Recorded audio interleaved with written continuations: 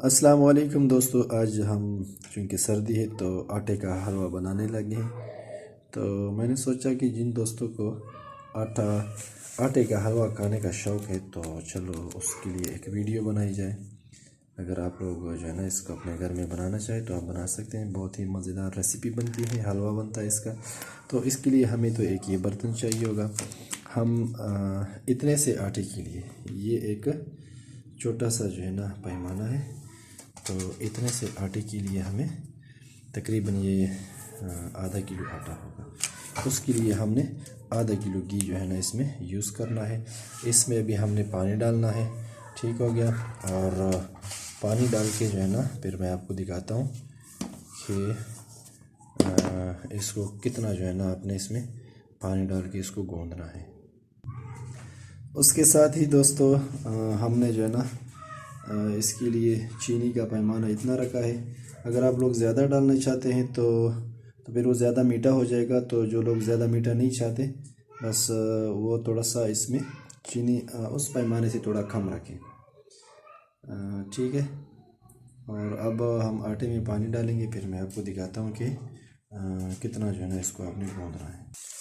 تو دوستو اس میں ہم جو ہے نا یہ پانی مکس کرنا شروع کر دیا ہم نے، ٹھیک ہے۔ جب یہ فلی اس کو ہم گوندھ لیں گے پھر میں آپ کو ایک دفعہ دوبارہ دکھاتا ہوں۔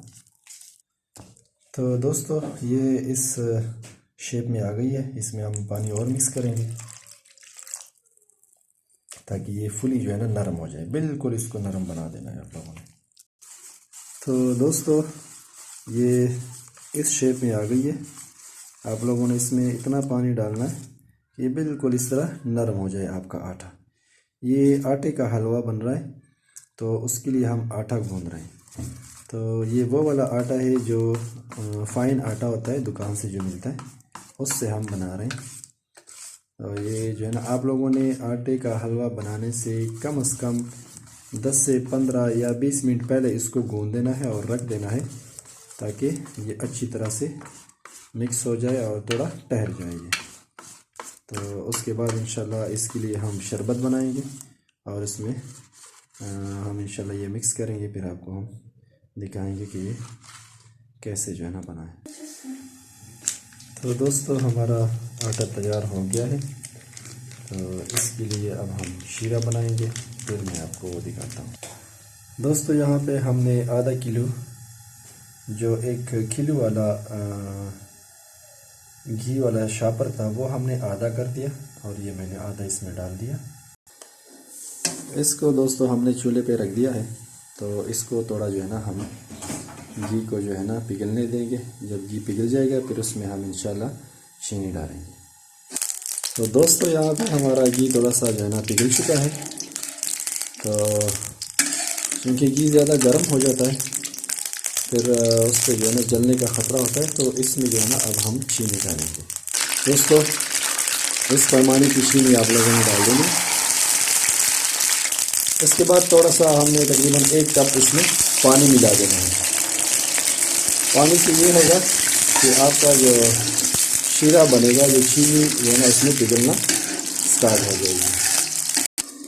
تو دوستو یہاں پہ جو ہے نا ہماری جو چینی تھی وہ پگھل چکی ہے، تو اب ہم اس کو تب تک پکائیں گے کہ یہ بالکل جو ہے نا براؤن ہو جائے۔ اب یہ بالکل وائٹ ہے، جب یہ بالکل براؤن ہو جائے گی اس کے بعد ہم نے اس میں جو ہے نا آٹا شامل کر دینا ہے۔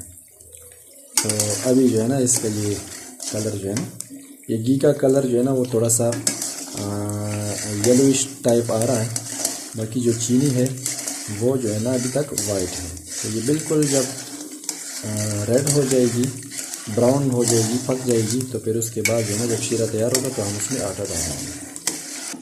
تو دوستو اب یہ ریڈ ہونا شروع ہو گیا ہے۔ میں درمیان میں ویڈیو پاس کرتا رہتا ہوں کیونکہ پھر ویڈیو بہت لمبی ہو جائے گی۔ تو یہ اب ابھی دیکھیں یہ بالکل جو ہے نا ابھی براؤن ہونا شروع ہو گیا ہے، تو جب یہ صحیح پک جائے گا پھر انشاءاللہ اس میں ہم آٹا ڈالیں گے۔ دوستو یہ بالکل ریڈ ہو چکا ہے اور اب ہم اس میں آٹا ڈالیں گے۔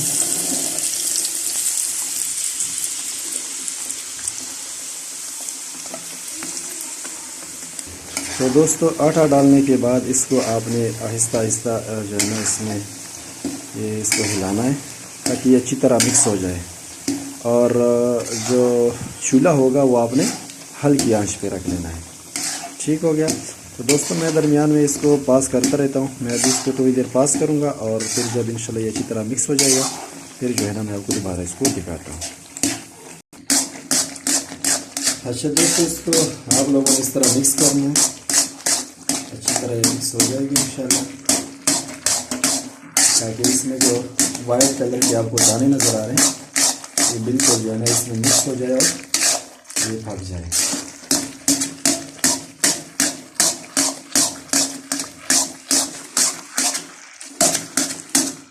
تو دوستو آپ لوگ دیکھیں اس میں تقریباً جو وائٹ دانے تھے وہ تقریباً مکس ہو چکے ہیں اس میں. تو یہ بہت ہی زبردست حلوہ بنتا ہے. کھایا بھی بہت جاتا ہے اور طاقت بھی رکھتا ہے کیونکہ گندم کا جو ہے نا گندم کے آٹے کا حلوہ ہے. تو دوستو ماشاءاللہ یہ جو ہے نا ابھی انہوں نے گھی چھوڑ دیا ہے اور بس یہ پکنے کے قریب ہے. تھوڑا سا جو ہے نا اس کو اور پکائیں گے تاکہ اس میں جو وائٹ دانے اگر رہ گئے کہیں پہ تو وہ جو ہے نا وہ بھی صحیح طرح پک جائے. تو دوستو حلوہ انشاءاللہ ہمارا تیار ہے.